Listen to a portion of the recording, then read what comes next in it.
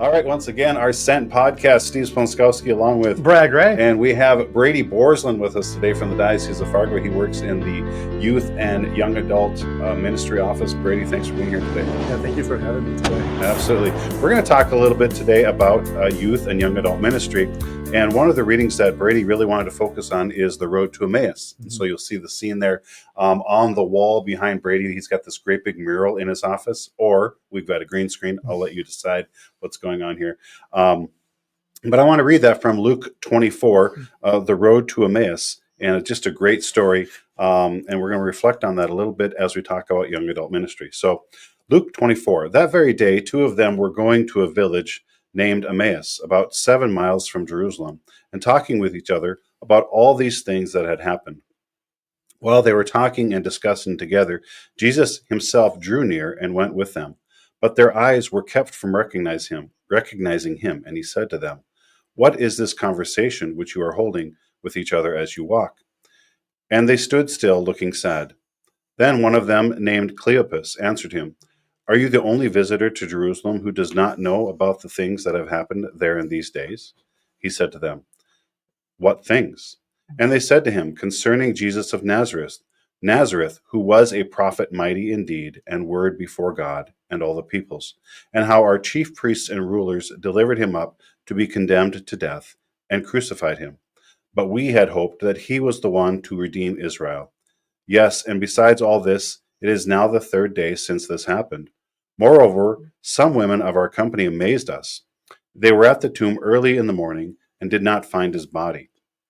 And they came back saying that they had even had a vision of angels who said that he was alive. Some of those who were with us went to the tomb and found it as the women had said, but him they did not see. And he said to them, "O foolish men, and slow of heart to believe in all that the prophets have spoken.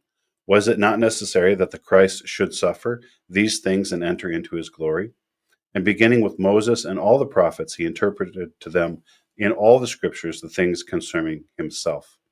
So they drew near to the village to which they were going. He appeared to be going further, but they constrained him, saying, "Stay with us, for it is toward evening, and the day is now far spent." So he went in to stay with them. When he was at table with them, he took the bread and blessed and broke it and gave it to them. And their eyes were opened, and they recognized him, and he vanished from their sight. They said to each other, "Did not our hearts burn within us while he talked to us on the road, while he opened to us the scriptures?" And they rose that same hour and returned to Jerusalem. And they found the 11 gathered together, and those who were with them, who said, "The Lord has risen indeed, and has appeared to Simon." Then they told what had happened on the road, and how was known to them in the breaking of the bread. So great story on the road to Emmaus. Mm-hmm. How does this apply, Brady? Do you want to break this down and look at youth and young adult ministry? How does that apply to that concept? Yeah, so over the last years, there have been different documents put out by the USCCB that have become like the framework for evangelizing or ministering to the youth. The last one that came out was in 1993. Called a Vision for Youth Ministry. And last year, the USCCB released a new document called Listen, Teach, Send, where they took a lot of the work of Pope Francis, especially Christus Vivit, and expanded on that. And in it, Pope Francis speaks often of the road to Emmaus and how this, quote, is a model for what happens in ministries with youth and young adults. And it points to a process that is gradual, respectful, patient, hopeful, tireless, and compassionate.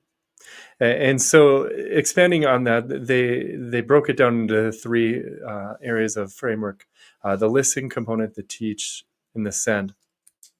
And the USCCB expanded more on that to say that, Jesus walks with the two disciples who did not grasp the meaning of all that had happened to them and are leaving Jerusalem and the community behind. Wanting to accompany them, he joins them on their way. He asks them questions and listens patiently to their version of events. And in this way, he helps them recognize what they were experiencing. Then, with affection and power, he proclaims the word to them, leading them to interpret their events they had experienced in light of the scriptures. He accepted their invitation to stay with them as evening falls. He enters into their night. As they listen to him speak, their hearts burn within them, and their minds are opened. They recognize him in the breaking of the bread. They themselves choose to resume the journey at once in the opposite direction, to return to the community, to share the experiences of their encounter with the risen Lord. So, how does this all play out? And the biggest thing is the different levels are listen, teach, send. What we're recognizing in our work with youth ministry and in young adult, and maybe even in the broader churches, the first step needs to be listening. And in this document, in Luke 24:17, Jesus asked them, "What are you discussing as you walk along?" So Jesus is trying to get a version or to understand their version of the events. And so with youth ministry, it's the same kind of thing. We listen, we encounter the young people, we become, or we're fully present to them. We understand just what they're experiencing across the different generations, and ultimately we're trying to assess like their brokenness, their level of engagement, and in all of that is like the pre stages of discipleship to gain their trust, to get to know who they are. Along with this, this kind of came out from COVID. Um, COVID, we've talked about as being like the big revealer for ministry. In a lot of the programmings that came before the big shutdown, it was all events, it was all like parties, a large group, and whatever. And we recognize that when you removed those, when you remove the church and the ability to teach, and you had to just do Bible studies, or you had to just know your faith. Like, we didn't know it as well as we thought. And so the people that were in charge of our youth were scratching their heads, and they were going, well, like, what do we do? It revealed, like, just our ministries were hanging on by a thread, but nobody noticed it because the rooms were still pretty full. So our churches looked great, but in essence, they were slowly like dying and decaying. And so COVID revealed, like, it just needs to change. Our approach needs to change. And it was very timely that this document came out too, to help us in this framework. There's another document out there, another book that really ties into this whole listening, and it's a book by Everett Fritz called The Art of Forming Young Disciples. And he noticed in his ministry, again, it was large. They had a big budget. They were sending multiple students, multiple buses to big events like the Steubenville conferences. And on paper, it looked very successful. But what they noticed was that boiling it all down, maybe 5 to 10 of those 70, 80 participants were becoming disciples, that they were engaging, and that they were being more active in the church. And so Everett started to think about, like, well, why is that? Why is it these people and not everyone? And he boiled it down to the fact, like, that there was investment into them. There was listening. There was ultimately this accompaniment with them. So he was listening to where they were at on their journey, and getting to know them and what they were experiencing. And in doing so, that's what built this trust, which turned into the second stage of the document by the USCCB called the teaching. And so in that teaching component, from Luke 24:17, then beginning with Moses and all the prophets, Jesus interpreted to them what referred to him in all the scriptures. So in that, like, our ability to proclaim Jesus Christ, to have an evangelizing catechesis, to share the truth in love, and to renew the sacramental life. So once we shift from listening and getting to know their story, their version of events, we recognize the next stage needs to be this teaching component, the catechetical component. There's a curiosity about from the youth and their hearts to learn more about the church. There's an openness and a zeal. Let's jump in here a little bit, Chris. sorry. So back to just stay on with listen a little bit, because I think obviously we're Yeah. we're all parents here, We're listening. Yeah. right? We're Yeah. listening, and I think that's a great point that you bring up, Brady. Is that with the young adults and with youth, to understand, what they're seeing, right? How they see something, and even asking that question, it can actually be a teaching moment to ask them, explain to me how you see this, right? Because I know for myself, when I explain something to somebody else, I often learn sometimes what I even think, right? It's like I didn't realize that I thought that until I heard myself say that.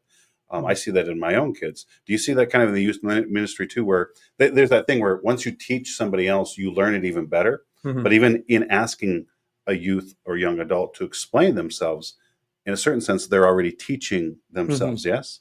Yeah. The biggest thing, yes, what we're noticing more and more in our churches and in our parish ministry is we tend to, I don't want to use the word impose like our faith, like we're really not, but we're trying to teach them for what we believe they need to know right now without knowing where they're at on the journey. And when we stop and when we listen and we allow them to again interpret or tell us their version of experiences in their lives, that gives us a greater understanding, and it opens us up to understand, well, these are the needs in which we need to address right now. This is more important than what we think it should be.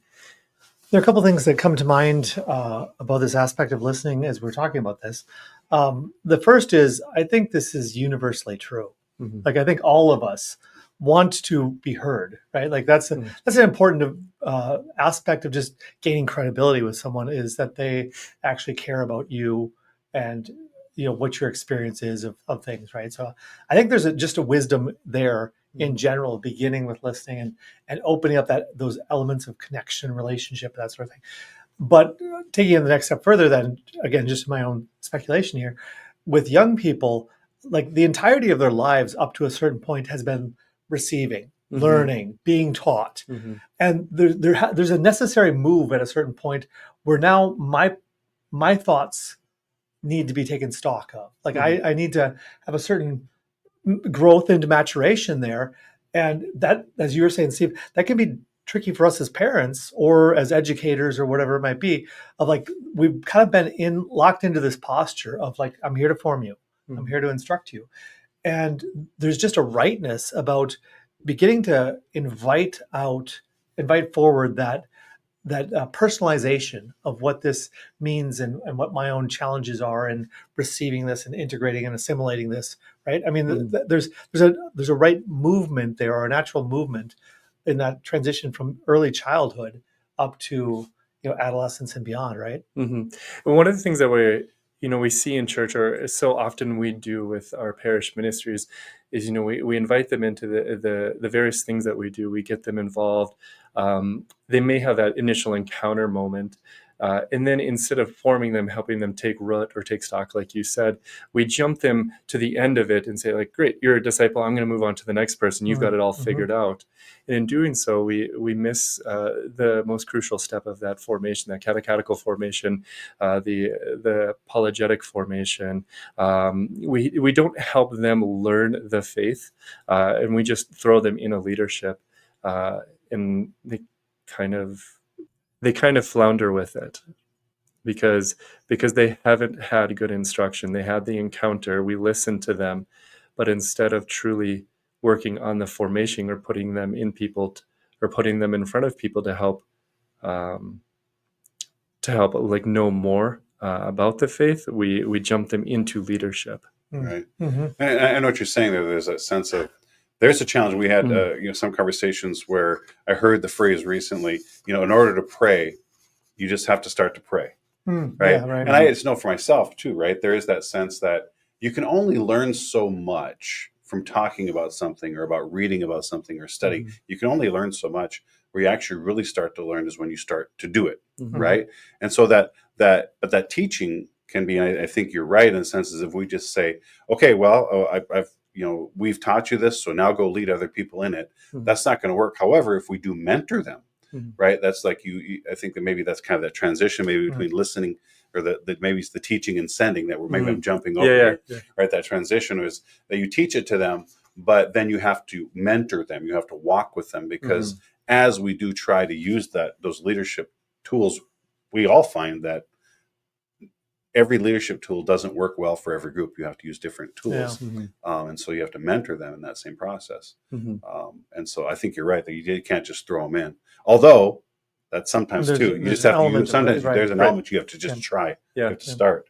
And I was thinking also about this kind of the transition from listening to teaching. I remember as a kid going to religious education classes, and I think many of my classmates, you'll hear about I never heard this as a kid for adults. Mhm. And a lot of times I think we did. I think a lot of times we did hear these things. It's just they weren't relevant, Mhm. you know. And I think that one of the traps we can fall into in ministry is teaching people things that don't seem relevant to them. Like that we don't know how to tie into what is my experience. And so that movement from listening to teaching is like the whole point of listening is so I can know how to formulate the faith in a way that connects onto the framework of understanding that you have, right? So that then I can understand why Jesus matters in my life, like how he connects to my day-to-day experience and those sorts of things versus again, one of the things I think we fall into, a trap we fall into in having conversations with people about the faith is telling them what we think they need to hear Mhm. instead of what they're actually looking to know, right? Yeah. One of the examples that I like to use in that type of a scenario is talking about like a homeless person that you may engage on the street. Mm. So often we may approach them saying like, "Hey, let's talk about Jesus. Let's pray with you," which is good, right? That's a Mm. great thing. But for them sitting there, they may not have eaten for 3 days or Mhm. multiple days, and so for them, they don't necessarily want to hear about Jesus at the moment, but they want you to hear their struggle and their need for food. And once that is, in a sense, satiated, then Mhm. they're going to be more opened up to like receiving what you have to tell them. But the greater need is the hunger in Mm. them Mm. elsewhere. And that's kind of what Jesus did, right? Do Right. the multiplication of the loaves. So Right. let's tend to your needs here, so that then you can hear the deeper message of Mm. John 6, of how I am the bread of life, that sort of thing. Mm. This kind of gives a landing place, so to speak, for what my message is and the deeper truth I'm inviting you into. What I love in this story on the road to Emmaus, where he does ask them the question, and some of their phrases back to him are telling, where they say, "We had hoped that he would be the one to redeem Israel." Mhm. Mm. Well, right away he knows that they're kind of waning in their belief that he was the Messiah, right? Mm. So he has the ability then to address that after he's heard what they've said. And I think we can move into the teaching point, because Mhm. that's where things, if a kid says, one of the children or young adults say, to us, well, this is what I believe about the church, that the Eucharist is a symbol. And you're like, okay. But we know that we can come back into that and say, well, let's talk a little bit more about that. Or we can address that Mm. question in our teaching session. Yes. Yeah, that's where getting into that teaching session, there has to be that level of trust, that level of Yeah. openness. You see that in a lot of the different leaders in the youth ministry culture right now. They talk about how like without trust, it's hard to move into like the next stages of discipleship or even evangelization, because they're going to be so stonewalled. They're going to be so closed off because their world is so ever changing, with the dynamics in their home, with their peer groups, with relationships, that like consistency just isn't there. And so when they can experience that in the church or with leaders, then they're going to be more open to receiving the teachings, and they're going to be more curious about it too. Especially again after that encounter.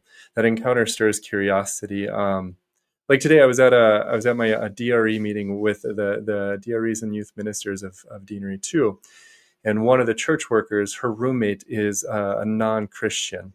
And whatever you believe is great. Like, you do you, make yourself happy. Mm. But she said she had this experience where she works at a hospital, and Father Luke was there, and just being praying with someone that was sick, and she reflected on that moment of just listening to his voice and his calming nature, and just the hope that he brought to that sick person stirred in her a curiosity of like, what is this, and why is it so calming for me to see Mm. and experience?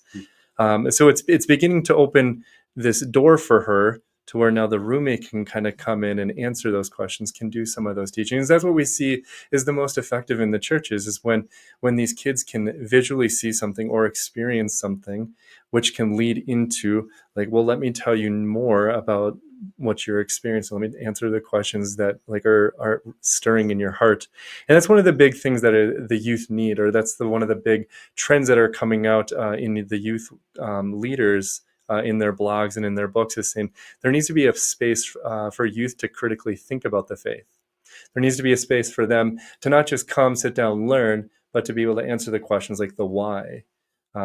In a book called Forming Intentional Disciples by Sherry Waddell, she talks about this. It's called The Spiral of Silence, where for so often in the church, like we just accepted it as is because that's what the leader said. Then at one point in the 70s, in a sense, someone rose their hand and said, well, why? And there wasn't the ability to respond back to that because it's always been, well, this is what we do. And they called it that spiral of silence because we didn't challenge, we didn't question it because it was what we were told to do. And being able to like engage in that world is great because there's a lot of questions these kids have, and not just the kids and the young adults and even the adult church have about our spiritual lives and our faith. I think that's one of the things I love about teenagers, and even young adults, is they do question everything. And I actually love that in them, where you can say, well, and honestly, that's the second half. They ask a question, you go back and say, well, what does the church teach about this, Dad, or Mr. Blonskowski, or whatever? Is like, well, what do you think the church teaches about that? And because sometimes I even notice if I do give an answer, they're like, well, I'm not sure that that's true. Okay, well, that's okay. So your question, so why don't you go ahead and do some research, and we'll talk about this later, or you tell me how you come to that understanding, because that is a teaching, that is a way of teaching, right? Questioning and then question back, answer the question with a question. We have some great conversations in my household where they're it just goes around the table for hours and asking, okay, tell me why you believe that and how you believe that and how you come to that. And it's just, it can be a great conversation. So I think that questioning, at least for us as Catholics, we're not afraid of the questioning. As we, doing some interviews with people who come into the church, are like, the church always has answers, right? And we know the answer is there, but we have to ask the question in order to find it.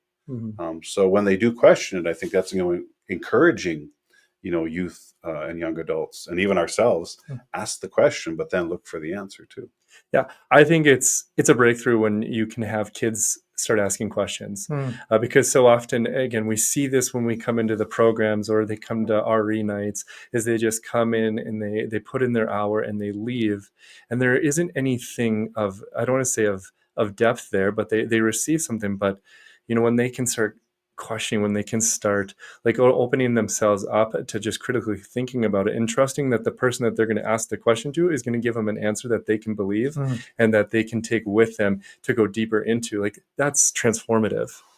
And for us, whether it be parents or formators or whatever, it is important, kind of going on what you were saying, Steve and Brady, like it's important for us to not allow kind of our visceral reactions to take over and to become threatened by these questions or challenges sometimes, right? Like that can be a very natural response of like, wait, what do you mean you don't believe this? Or what do you, especially as a parent, if you start, I have a good friend that was talking about how his son was saying, he asked him, do you think he'll practice the faith when you get older? And he's like, I don't know, Dad. And, the kid's an early teenager or whatever, and raised in a good Catholic family. It's like, I think the natural reaction would be like, oh, what do you mean you don't know? And that can be very damaging if that's the way we respond in kind of trying to squash that or coerce it or whatever it might be. It is really important to have that listening so that you can have the teaching element, right?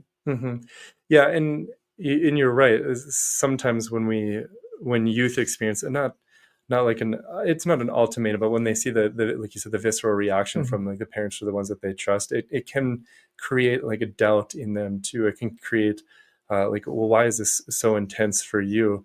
And it can cause them to like kind of regress a little bit in the spiritual life and not believe that they can have doubts or they can have curiosities or they can have like frustrations that they can outwardly talk about or like question with someone, because they might get shut down, which might drive them further away from staying in the church. Because they're not going to stop having the questions. It's just they're going to look to other places to get answers then, right? And places that may not be as reliable. Yeah, when I was a youth minister in DL, I had one kid. He came to all our stuff. He was in our Bible studies, came to our youth group, he came to our classes. Just a great kid, great home. But a lot of his formation came from a YouTube Catholic expert that wasn't a Catholic. But he believed everything that guy said because it was on the internet, and he said he was Catholic. So we spent a lot of time trying to unpack all of the misinformation that was there. I mean, it was helpful, but it was exhausting because it was one of many situations that we had. Yeah, that makes sense. Yeah, I think, and there's the other side too, where you have, and this kind of conversation come with my own siblings. In fact, it was put out on a family text the other day. You know, do you feel like you're forcing your children to believe the Catholic faith, and is that okay? Mm-hmm. Is it okay to force your children to believe the Catholic faith? Of course, and the other response to our response has always been, you live in our house, you do what we do. Right, that's what you're going to do now. When you leave home, you'll have that choice to make. Mm-hmm. As long as you're here, you'll do what we do, Mm-hmm. and because this is our house. But that doesn't mean that you can't ask difficult Right, questions. yep. It doesn't mean that we won't have discussions, because I do think that's the other side too. And I think Yeah. probably a lot of people who will be watching this feel like, oh my gosh, if a kid asks me a question that I don't know the answer to, then I look like a bad Catholic. Okay, listen, none of us have it all We're all locked bad away in our Catholics. brains, Yeah. right? I think it's okay to say, I don't know the answer to that question. I know there's a good answer. I've had to say this to my children, I'm sorry. I know there's a great answer to that question, but I don't know it. You look it up, I'll look it up, and then let's talk about this next time we get together, something, And I think that's actually for the people that we talk to, right? It's just a sense of, okay, this is real. This person's real. Mm-hmm. And that's the other thing I love about youth. They can spot a fraud from a mile away. I've even, had since we're like the last week, like kind of ask a question, kind of a leading question to see if I'm going to fall into the trap of knowing everything, right? Yeah. It's like, I don't know everything. And as soon as you do that, like, okay, well, this person's real. Mm-hmm. And I think that's a great thing with our young adults. They can, that they're looking for what's authentic. Mm-hmm. Mm-hmm. Yeah, and there's that, what is that, like cliche motto of youth don't care how much you know until they know how much you care. Mm-hmm. And that is so true. In a world that is so saturated by technology, in a world like where kids don't have adult mentors or adults in their lives that they can be open with, they look to their peers, they look to the internet to find those answers, and they really shut down with some of us because like we just give them knowledge instead of listen. We give them what we think they want rather than trying to get into a position of receiving and letting them come to us. Absolutely. Well, we're kind of a place where we can start wrapping up. Any final conversation here that Brady, that you want to kind of share with anyone who's works with youth, anyone who's adult, a teacher? What are some steps forward for them for working with young adults? Yeah, I think that your last statement really opened up to this is the youth and young adults, and all of us can, in a sense, tell when someone is authentically living the faith and not. It's not like we go around and judge people, but especially in the young church and the youth, like they can recognize when someone has an authentic relationship with Jesus. So if you work for the church, or if you're even a parent, your relationship is important. It's vital to the transmission of the faith. So to be able to live out your faith, to spend time with Jesus in prayer, visiting the sacraments, attending Mass, all of those things are going to be great catalysts for your youth to engage in the faith. Along with that, there has to be, whether, again, you're a youth worker or a parent, you have to take a position or a posture of listening. We have to allow them to be open, to be courageous, to share with us the questions that they may have, even if they're afraid of what the answer may be.